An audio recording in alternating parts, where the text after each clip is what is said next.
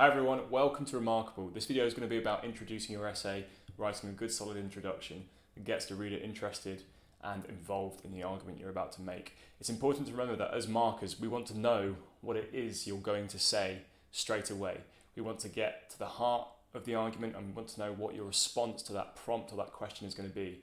The introduction is a great place to start to organise your argument and give your reader, your marker, some sense of what that argument's going to be and how that argument is going to progress. So there's three things an introduction must do.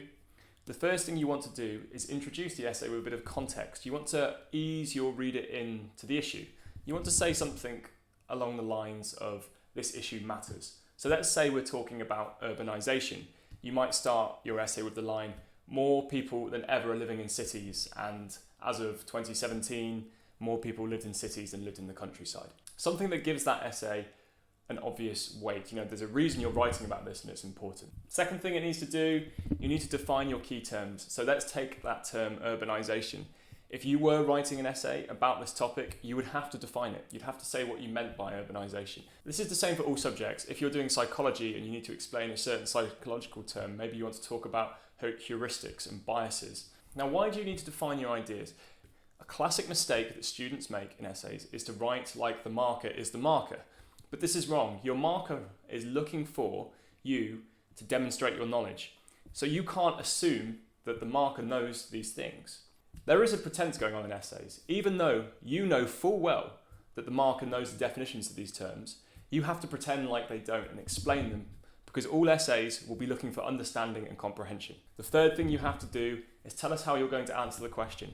Now remember, an essay is not a piece of fiction. You don't have to have the reveal on the last page. You can tell us what you're going to argue and you can tell us what you're going to conclude.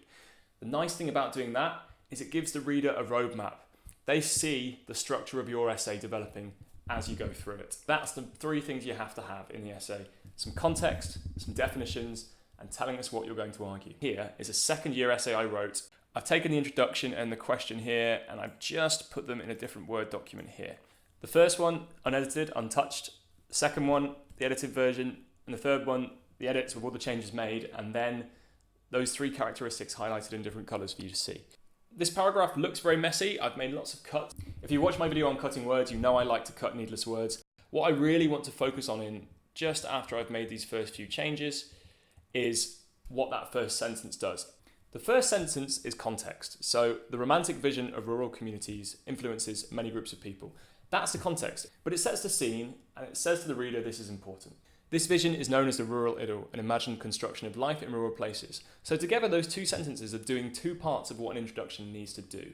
They're giving some context and they're defining the key term. Remember, the term romantic vision was included in the question. So I've used that term and then I've defined it. This vision is known as the rural idyll, which becomes a key term in my essay.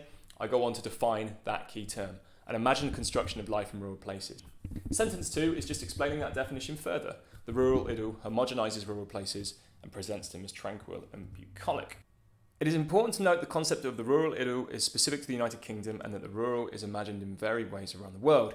So that was actually at the bottom of the paragraph. If you look at the final sentence that's green and has got a line going through it, it used to be down there. I've just moved it up because I think that is definition that needs to be linked to those first two sentences, which is why that's there. Next sentence, this is the third part of the introduction. It's the roadmap. It's me telling you where this argument's going to go, and it helps the reader understand the structure. So this essay argues the rural idyll is powerful, again, a word in the question, a link to the question, because it shapes policy, public perception, and the lives of those in the countryside. And again, you'll just see I've cut some words that aren't really adding anything to the sentence. That sentence was the one at the bottom. I thought it might have sat better there in the middle of the introduction, but actually I didn't like it there. The next sentence is more road mapping, taking the reader through the structure of the argument. It shows how recent work disrupts the concept's portrayal of rurality and highlights the different experiences of marginalised groups in the countryside. So if we compare those two, we find that I've made the introduction quite a bit shorter. Now, what I just want to draw your attention to is that very clear mapping of those three parts of the introduction. We have context in orange, we have definitions in green, and we have road mapping in blue. If you can think about your introduction in those terms and you make sure you're doing those three things, you'll have the bare bones of a good introduction. Now, this is not the best introduction. It could be more specific. It could tell me more about what the argument's going to do and what it's going to talk about. It could also give some more context here. We don't really know much more than the rural idyll is important to shaping people's lives, but we don't say how or why.